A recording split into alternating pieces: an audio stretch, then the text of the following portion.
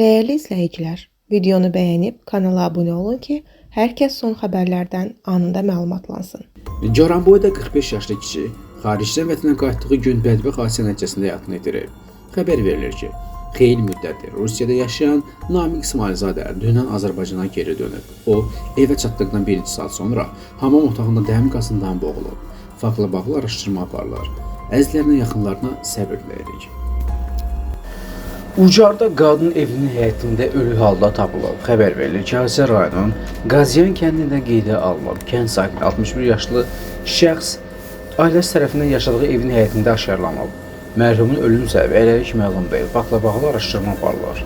Yaxınlarına və əzizlərinə səbir diləyirik.